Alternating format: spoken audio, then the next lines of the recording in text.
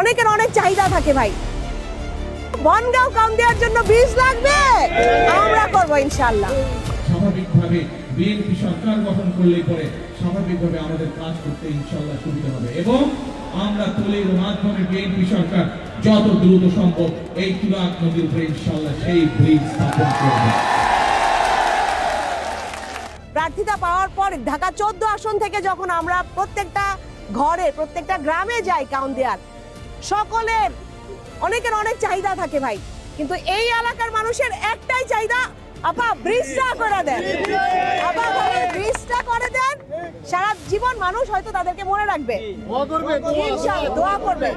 তো এই জায়গা থেকে আমরা বলতে চাই যে আমরা যারা জাতীয়তাবাদের বিশ্বাসী, যারা আমাদের মাননীয় প্রধানমন্ত্রী জনাব তারেক রহমানের আদর্শে বিশ্বাসী, তার নির্দেশনা অনুযায়ী কাজ করে যাচ্ছি।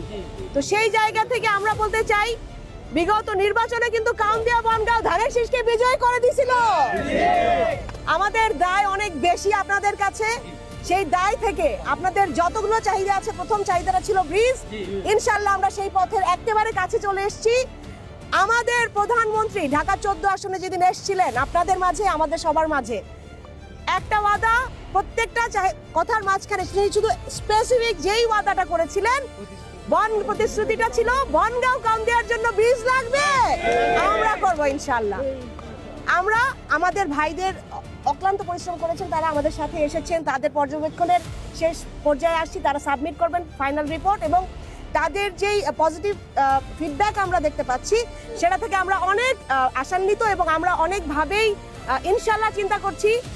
আমরা আমাদের পক্ষ থেকে আপনাদেরকে বলে যাচ্ছি, আমার প্রধানমন্ত্রী জনাব তারেক রহমান সহ ইনশাআল্লাহ এই ব্রিজ উদ্বোধন হবে খুব শীঘ্রই।